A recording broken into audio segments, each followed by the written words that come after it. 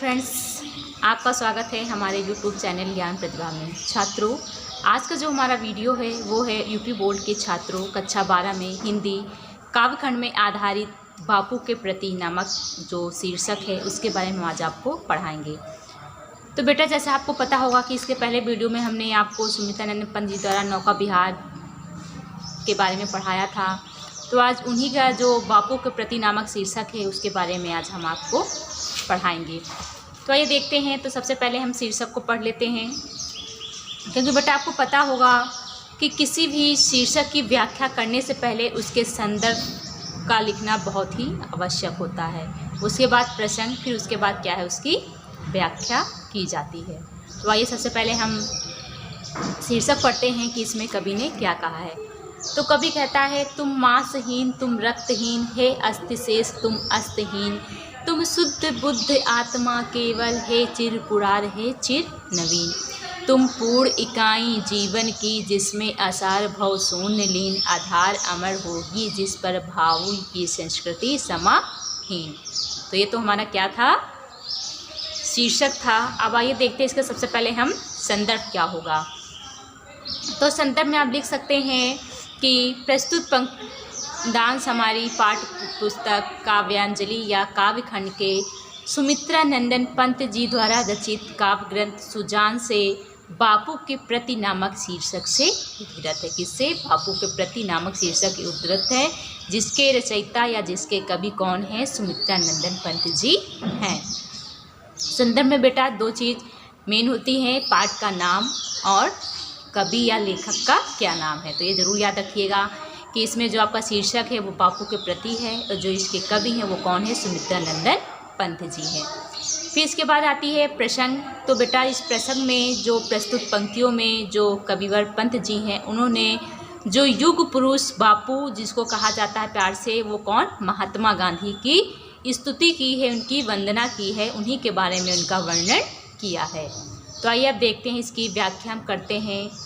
तो लेखक कहते हैं, कवि कहते हैं कि तुम मांसहीन, तुम रक्तहीन, हे अस्तिशेष तुम अस्तहीन। अर्थात युग पुरुष महात्मा गांधी की स्तुति करते हुए, उनका वर्णन करते हुए कविवर पंत जी कहते हैं कि हे बापू, तुम मांसहीन, तुम रक्तहीन, कि तुम शरीर से दुर्बल तथा मांस और रक्तहीन हो। कहते हैं तुम शरीर से दुर्बल तथा मांस और कैसे हो?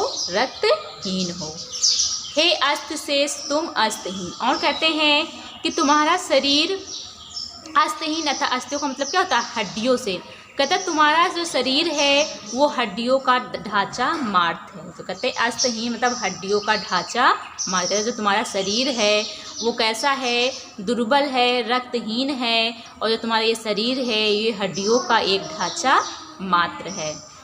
तुम शुद्ध बुद्ध आत्मा केवल, हे चिर पुरार, हे चिर नवीन।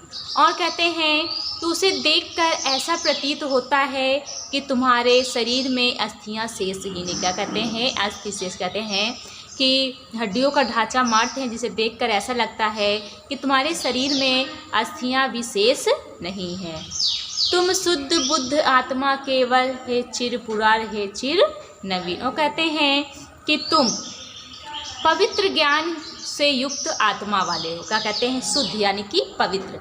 कहते हैं कि तुम पवित्र ज्ञान युक्त से आत्मा वाले हो, तुम्हारे पुराण और नवीन, यानी कहते हैं तुम प्राचीन व नवीन आदर्शों का क्या हो? समन्वय हो। कहते हैं कि तुम जो है एक पवित्र आत्मा व युक्त आत्मा वाले हो और तुम्हारे अंदर जो है प्राचीन व नवीन आदर्शों का क्या है? समन्वय है। तुम पूर्ण इकाई जीवन की जिसमें आसार भव शून्य लीन, आधार समर होगी जिस पर भावों की संस्कृति समासेन। कहते हैं कि तुम पूर्ण इकाई जीवन की जिसमें आसार भव शून्य लीन। और कहते हैं कि हे बापू, तुम्हारे जीवन के आदर्शों पर, क्या कहते हैं? तुम्हारे जीवन के आदर्शों पर, अर्थात जो पूर्ण इकाई की जो जीवन की कही गई है, तो कहा है कि तुम्हारे जीवन के पूर्ण आदर्शों पर संस्कृति और सभ्यता जो है वो उचित प्रकार से प्रतिष्ठित है। कहते हैं बापू, तुम्हारे जीवन के आदर्शों पर भविष्य की जो संस्कृति है और सभ्यता है वो उचित प्रकार से क्या है? प्रतिष्ठित होगी। यही मतलब कहने का तात्पर्य है कि लेखक कहता है, एक बार फिर से देख लें क्या कहते हैं। कवि कहते हैं कि हे बापू, तुम शरीर से दुर्बल तथा मांस तथा रक्तहीन हो। तुम्हारा शरीर जो है हड्डियों का ढांचा मात्र है, जिसे देखकर ऐसा प्रतीत होता है कि तुम्हारे शरीर में अस्थियां भी शेष नहीं है। तुम पवित्र ज्ञान से युक्त आत्मा वाले हो।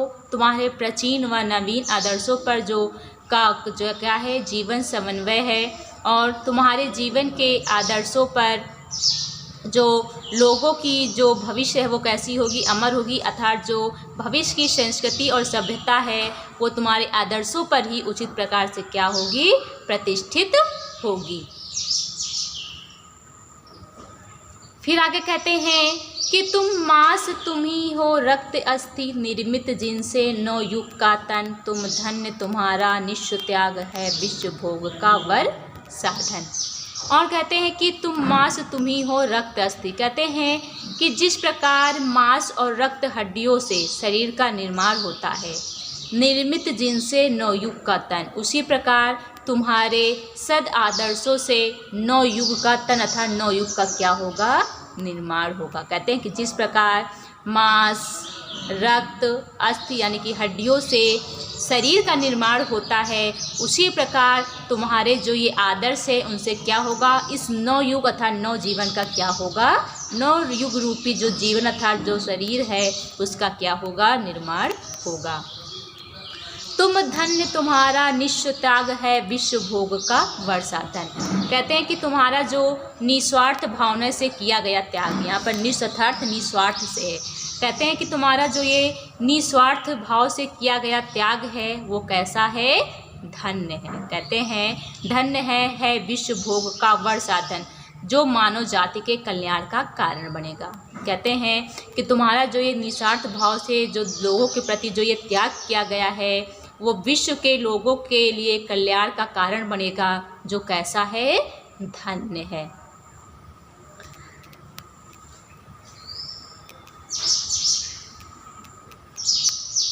आगे कहते हैं इस भस्म काम तन की रज से जग पूर्ण काम, और नौ जीवन बीनेगा सत्य अहिंसा के तानों बानों से मानोपन।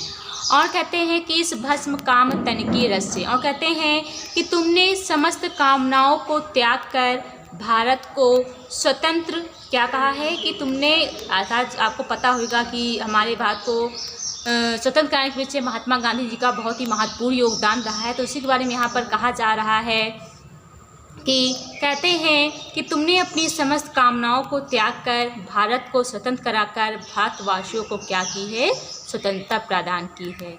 यह नवजीवन पर अपनी इच्छाओं व भावनाओं को भस्म करके, तो कहते हैं काम तन की रस से, कहते हैं कि यह नवीन जगत अपनी इच्छाओं व भावनाओं को भस्म करके अपनी धूल से सत्य व अहिंसा के सिद्धांत को प्राप्त करेगा। क्या करेगा, जो नव जगजीवन का जो नव निर्माण कार्य है वो कहते हैं सत्य अहिंसा के सिद्धांतों को क्या करेगा, प्राप्त करेगा।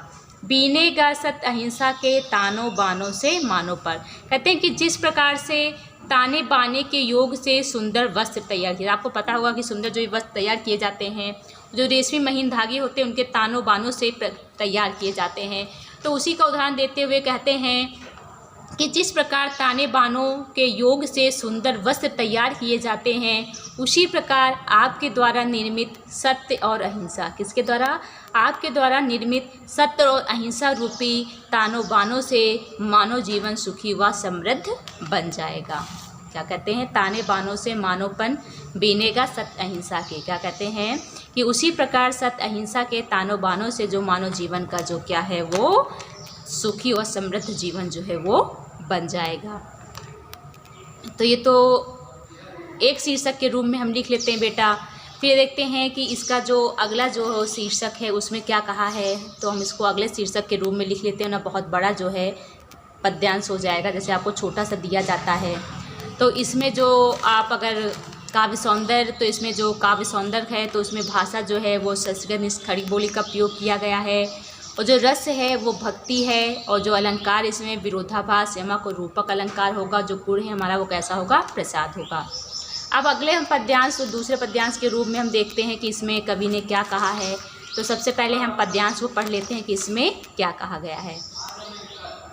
तो कहते हैं, सुख भोग खोजने आते सब आए तुम करने सत्य खोज, जग की मिट्टी के पुतले जन तुम आत्मा के मन के मनोज, जड़ता हिंसा स्पर्धा में भर चेतना अहिंसा नम्र ओज, पशुता का पंकज बना दिया तुमने मानवता का सरोज। तो इसमें जो संदर्भ है बेटा वो हमारा वही रहेगा। जो इसका प्रसंग है तो इसमें कवि ने जो है वो गांधी जी की जो आत्मा एवं मन दोनों ही को पवित्र और कैसा बताया है, सुंदर बताया। कहते हैं कि गांधी जी का मन व आत्मा जो है वो दोनों ही कोमल व सुंदर हैं, वे सत्य और अहिंसा के अनन्य पुजारी हैं और उनका जो जीवन कैसा है, त्यागमय है। उसी का वर्णन जो है शीर्षक में उन्होंने किया है। तो आइए इसकी हम व्याख्या करते हैं, क्या कहते हैं। तो कवि कहता है कि सुख भोग खोजने आते सब आए तुम करने सत्य खोज। क्या कहते हैं, सुख भोग खोजने आते सब आए तुम करने सत्य खोज। अर्थात कवि कहता है कि संसार में जन्म लेकर अधिकांश मनुष्य जो है वो सुख भोगने की खोज में लग जाते हैं। अर्थात जो है अपने सुख सुविधाओं के साधन को खोजने में लग जाते हैं। तो कवि कहता है कि संसार में व्यक्ति किस लिए आता है, सुख भोगने के लिए आता है। आकर जो है यहीं पर उसके जो सुख भोगने के जो साधन है उसमें लग जाते हैं। आए तुम करने सत्य खोज, पर तुमने यहाँ जीवन की सच्ची सार्थकता को पाने का उपाय खोजा। लेकिन आप किस लिए यहाँ आए, जीवन की सच्ची सार्थकता को खोजने के लिए। जग की मिट्टी के पुतले जन तुम आत्मा के मन के मनोज। कहते हैं कि संसार के अधिकांश लोग कैसे हैं, शुद्ध भौतिकतावादी हैं। कहते हैं संसार के जो अधिकांश लोग हैं वो कैसे हैं, भौतिकतावादी हैं। कहते हैं वे किसी उच्चतर आदर्श की कल्पना नहीं करते। कहते जग की मिट्टी के पुतले जन तुम आत्मा के मन के मनोज। कहते हैं कि वे किसी उच्चतर आदर्श की कल्पना नहीं करते, वे केवल शरीर की आवश्यकताओं की पूर्ति में लग जाते हैं। क्या लग जाते हैं, वो शरीर की आवश्यकताओं की पूर्ति में लग जाते हैं, किंतु तुम शरीर में बंध कर रहने वाले नहीं थे। तुम आत्मा के मन को कह देते हैं, लेकिन तुम क्या कहते हैं कि तुम जो है शरीर में बंध कर रहने वाले नहीं थे। तुम तो कैसे थे, आत्म स्वरूप थे। कैसे थे, तुम आत्मा के मन के मनोज। कहते हैं तुम आत्म स्वरूप थे, आत्मिक विकास के कामदेव के समान सुंदरतम कैसे थे, रूप वाले थे। कहते हैं जड़ता हिंसा स्पर्धा में भर चेतना अहिंसा नम्र ओज। और कहते हैं कि तुम जो है समस्त भारतवासियों के लिए भोजन और वस्त्र देने में ही आपको क्या मिलता था, सुख मिलता था। कहते हैं कि आपको कैसा सुख मिलता था, जब आप लोगों को भोजन और वस्त्र देते थे तब आपको सुख मिलता था। वही आपका क्या था, आत्मिक संतोष था। कहते हैं जड़ता हिंसा स्पर्धा में भर चेतना अहिंसा नम्र ओज, पशुता का पंकज बना दिया तुमने मानवता का सरोज। कहते हैं कि संसार में व्याप्त जड़ता अर्थात भौतिकता में तुमने चेतना अर्थात आत्मिक शक्ति का क्या किया, संचार किया। कहते हैं कि आपने इस संसार में व्याप्त जड़ता में आपने चेतना का संचार किया, हिंसा के स्थान पर अहिंसा का क्या किया, प्रचार किया। क्या कहते हैं, हिंसा के स्थान पर अहिंसा का प्रचार किया, नम्र ओज पशुता का पंकज बना दिया। और कहते हैं कि अंधी प्रतिस्पर्धा के स्थान पर नम्रतापूर्ण तेजस्विता का संदेश दिया। क्या दिया कि जो लोगों के बीच में जो अंधी प्रतिस्पर्धा चली आ रही थी उसके स्थान पर आपने नम्रतापूर्ण ओजस्विता तेजस्विता का क्या दिया, लोगों को संदेश दिया। पशुता का पंकज बना दिया तुमने मानवता का सरोज। और कहते हैं कि सांसारिक मनुष्य जो घोर स्वार्थ प्रायता के कारण जो पशुवत बन गया था वह पशुता के कीचड़ में उत्पन्न कमलवत के समान हुआ। आपने उसे मानवता रूपी निर्मल जल वाले सरोवर में उत्पन्न कमल बना दिया। क्या बना दिया, पंकज अर्थात कमल। कहते हैं आपने उसे क्या बना दिया, कमल बना दिया। अर्थात आपने भौतिकवादी मनुष्य को क्या बना दिया, अध्यात्मवादी बना दिया। तो ये तो हमारे क्या थी बेटा, शीर्षक की व्याख्या थी। अब इसके हम काव्य सौंदर्य के बारे में जान लेते हैं। तो इसमें जो भाषा है हमारी वो संस्कृत निष्ठ खरी बोली का प्रयोग किया गया है। जो रस है हमारा वो कैसा होगा, शांत होगा। जो अलंकार है वो रूपक होगा और जो गुण है वो कैसा होगा, हमारा प्रसाद होगा। जो छंद है आप, तो इसमें जो है स्वच्छंद का प्रयोग किया गया है। तो ये तो हमारे शीर्षक की व्याख्या थी। तो इसके आगे के कुछ जो महत्वपूर्ण शीर्षक रह गए हैं हम आपको इसके आगे के वीडियो में बेटा बताएंगे। तब तक आप इसको अच्छे से पढ़िए और समझिए। अगर आपको कोई चीज़ समझ में नहीं आती है तो आप कमेंट में लिखकर हमें ज़रूर बताएं। तो आज के वीडियो में इतना ही। धन्यवाद।